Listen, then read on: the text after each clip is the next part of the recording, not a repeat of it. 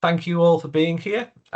This is the second webinar of the season for UK PACT, and I'm delighted to have Dr. Jasmine Kelland here today, talking about a topic that's very close to my own heart, masculinity, fatherhood, and the workplace, and particularly unpacking this new kind of concept that Jasmine's been working with, disregarding discourse.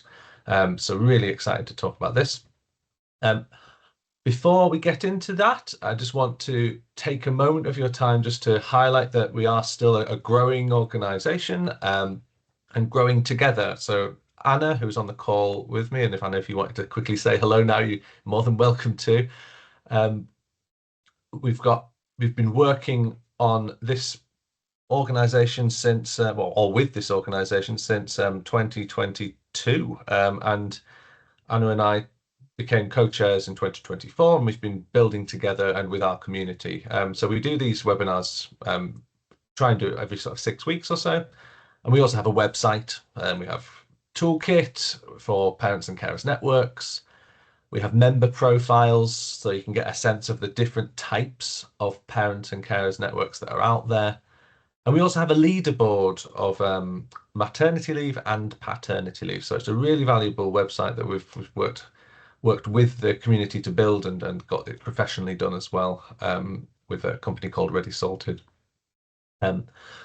So today we've got Jasmine Kelland with us, but into 2026, I'm happy to say we've got sessions on breastfeeding with Professor Sarah Jewell from Reading. We're going to have a session with Dan Dehan, who I know works with Jasmine, around male carers. And we should later in the year also have a session on carers in HEI with Marie-Pierre Moreau. I'm also hoping to have a session on trade unions as well, and working with trade unions. So that'll be one we'll hopefully squeeze in 2026. But just to highlight that we would really welcome any suggestions that you might have for the next year. I know I've had initial conversations with Emma on this call as well, so we might have that session in 2026 as well. There's a QR code on here that just helps us to capture. It's a little form just to help to capture some of your interactions with the website and the toolkit and the webinars. So if you have a moment and haven't already done so, really would welcome just a few minutes of your time just to give us some feedback. But yeah, that's kind of my preamble for UK PACT, so thank you for that. So today we are welcoming Dr. Jasmine Kelland from Plymouth University of Plymouth. And just to give a little introduction, I'm really delighted to have Jasmine. It was really great to meet Jasmine down in the House of Lords for the Working Families APPG the other week. Really nice to meet in person. It was a real privilege to meet her because I've followed her work for a long time. So Jasmine is an associate professor in human resource management and program leader at the University of Plymouth. Prior to her career in academia, she has had a successful career in HR management, working for organisations such as ITV, the NHS, and Boots the Chemist. Dr. Kelland's work on the fatherhood forfeit has been widely cited within the press, and indeed it was in that APPG multiple times, so very impressive. I loved it. But it was great, it really was. And such as The Guardian, The Times, The Telegraph, The Independent, The Mail, and The New Scientist. So really, really impactful work this, and by professional bodies such as the CIPD. And she has contributed to numerous blogs, webinars, on topics of fathers at work. And so we're going to hear a bit more about the fatherhood forfeit today, but we know that this is work that she's been disseminating widely, very impactful academic, and someone that I really greatly admire. So delighted to have you with us today, Jasmine. If you would like at this stage to share your slides, I will stop sharing mine. I'm sad to see that picture go where I look so young though. I just feel like a very much like ghost of Christmas future in the corner. I did like the other picture. Can you see my slides? Yes, we can. It's not full screen yet, but we can see them. Okay, let me just see if I can. How's that looking? Perfect. Brilliant. Okay. So thanks for asking me to come. I'm delighted to sort of share this research with you and really want to get some of your feedback about it as well. It's been published, but like anything, looking at sort of the next project, would sort of appreciate your impact in the discussion afterwards. So hopefully you'll find it interesting, but also welcome your discussions afterwards. So just to kind of recap really about what we know already about sort of fatherhood work and masculinity. This is sort of building on some of my earlier work that Mark mentioned then, particularly looking at something that I've called fatherhood forfeits, in which kind of caregiving fathers face a number of challenges and almost forfeit a positive work experience.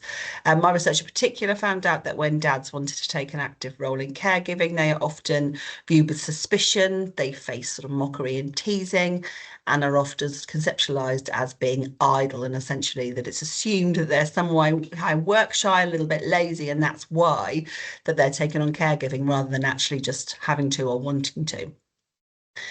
This kind of work also looks at something that I sort of uncovered when sort of looking at trying to write this up, about sort of the way in which dads behave when they are taking an active role in caregiving. And one thing that really sort of struck with me when I was looking at this was this idea of the groundbreaking discourse, which talks about fathers who access flexible working largely for caregiving and how they maintain masculinity in that quite feminized space. And one of the things that it was found in this research was that men very much kind of position themselves as sort of paving the way and being front runners when they're taking on sort of more sort of flexible working. And so they really managed to maintain their masculinity in that space by adopting that sort of groundbreaking discourse that I'm doing it, but I'm doing it and I'm really different, and I'm doing it and I'm paving the way for the future. So kind of becoming quite masculine is something that's often associated with more feminine behaviors.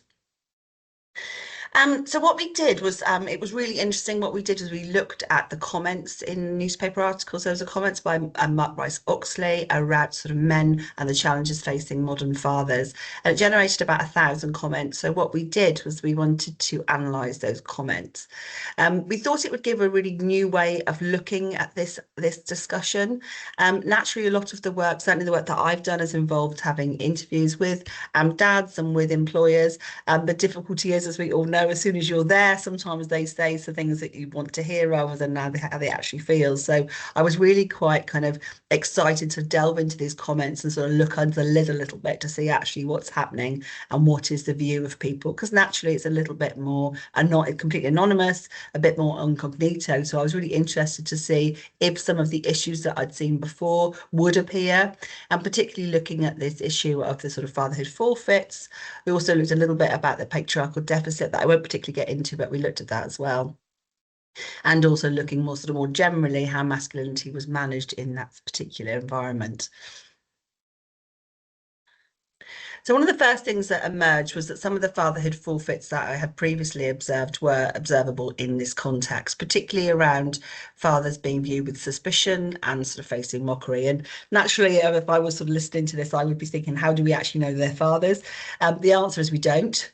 But from the way that they talk, they certainly sounded like their fathers. But if you were to look at the full paper, which is just listed below, we do naturally acknowledge that we assume that they are fathers, but we don't actually know. We didn't sort of ask them to do participant consent forms, for example, and give full demographics. But they certainly seem to be talking about their parenting experiences and their challenges of being actively involved in caregiving. So some of the things that came up in the comments, there was comments there sort of every time they looked at me, they felt like I was crazy. And this particular chap was articulating what it's like for him when he's at the school run, for example. And mockery came up a lot. And there's talk of the sort of chaps feeling quite ridiculed and feeling that any sort of involvement of a father or husband other than sort of working full time, any involvement in caregiving is often sort of assumed to be ridiculed a little bit. And that puts quite a lot of pressure on men, which does really align with some of my earlier work in this space. Suspicion also emerged again. Looking at sort of one particular chap talked about how he felt that when his kid was being quite difficult, he felt that he was believed to be a sort of strange man and that people would stare and be quite suspicious about that. And one particular sort of strong comment here was from someone that we've called Star 45. Naturally, that isn't their real name.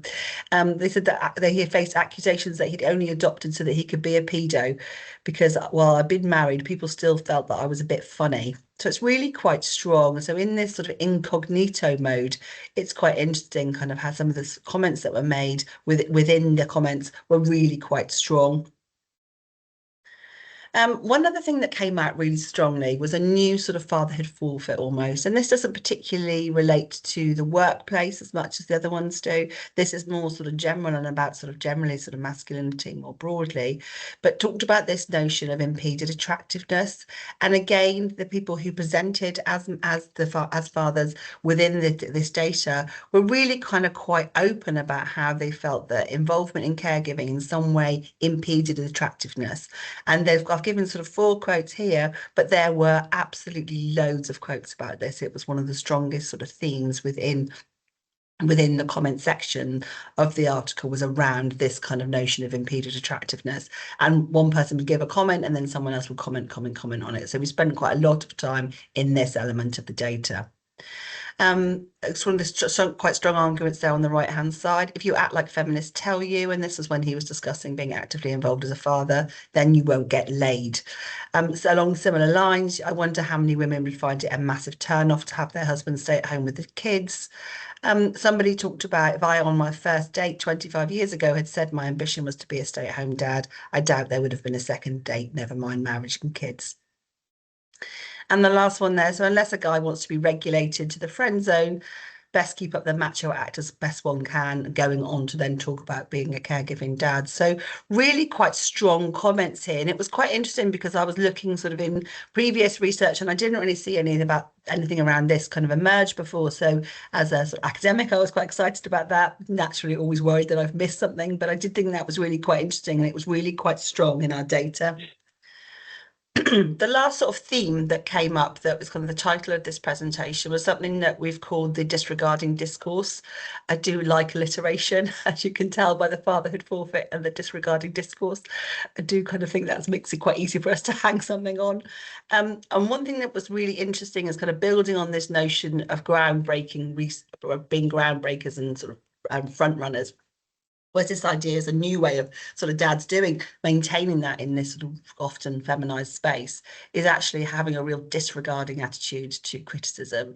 And you might have seen kind of previously, I've kind of talked about this initially, this sort of the name on the coding forms for us was, we called this the fuck it fathers, because that was their attitude, was like, I really don't care. And excuse my language, but that was very much something that they often sort of said, and that was their attitude. Naturally, that's kind of not fit for publication.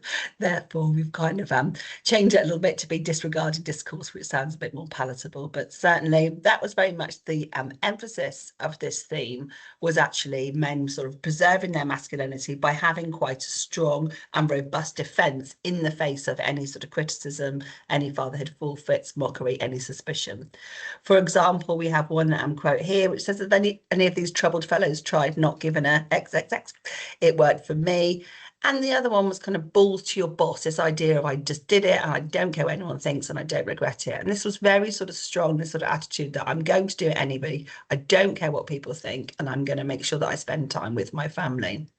And this kind of idea of sort of sod at what anyone else thought. So really quite a strong rebuttal to any of the criticisms that the dads were facing. So almost suggesting that not only do some dads will act as sort of groundbreakers and sort of pave the way and maintain their masculinity in that way, other dads were just really strong in their defense for what they were doing, which came out as a really sort of strong theme in the data. So thinking about this and thinking about our sort of discussions today, really, I was kind of thinking about it, thinking sort of, so what? So when we were looking at the discussion element of this research, we were thinking, why does this matter and why is it important, and sort of who kind of cares if we've got a new sort of way of responding and if we've got a new sort of type of forfeit. But one thing that I think is really important to note is that this particular sort of disregarding discourse is quite problematic for organisations, because you don't really want your staff to be talking like this. You don't want your staff to be saying, I'm going to do it anyway, falls to you, have you tried not giving an XXX? You don't really want your staff to feel like that. That's not in line with normal sort of organisational norms. And then many of the dads in the comment section were talking about, actually, I'm just going to leave. If I don't get out what I want, I'm just going to go. I've got agency. I will leave, and I'm not going to put up with this anymore. So naturally, that has huge implications to your business if you're losing some of your great talent in times when it's quite difficult to keep your talent. If you're losing some of your talent because you're not able to retain people because they have this really negative attitude that they're not getting what they need to help them manage work and caregiving. And that certainly aligns with a lot of the sort of post-COVID stuff that's coming out now, talking about how dads are sort of leaving if they're not getting the flexibility that they've been used to and that they've been enjoying. So what we've suggested in the paper is that senior leadership teams need to sort of increase their awareness of the understanding of challenges surrounding masculinity and gender norms, and so that they can try and understand why they might find that staff are acting in a certain way. They might find that staff are being quite aggressive and they're being really quite stern about their working part-time, for example, or their access to flexible working, but actually to try and ensure that there's management training so that people actually understand where that's coming from, what's the intent with that. And often the intent appeared to be from these comments was that actually they'd faced a lot of criticism and therefore they were having to be very strong in their rebuttal of that. And therefore they needed to, and that's why they might be behaving in that way. It's not that they actually don't want to stay and they don't love their job, but they're behaving in this way because they're facing so many challenges. So we sort of suggested as one of the recommendations and the implications is that we look at manager training, particularly looking at ways that fathers can face particular barriers around gender norms. And I know that that's kind of something that often sort of comes up in our discussions, and I've had this discussion with a number of you on this call, looking at sort of raising awareness so that actually things are a little bit different for dads. They're not, it doesn't mean that it's great for mums and it's terrible for dads and that's the only way it works, but that actually dads face some quite specific gender challenges around this idea of masculinity and maintaining that masculinity, and that might be at odds sometimes with how you necessarily want your dads to behave in the workplace, and that might really kind of impact your business more generally. So that's the kind of main elements of the disregarding discourse that I wanted to go through.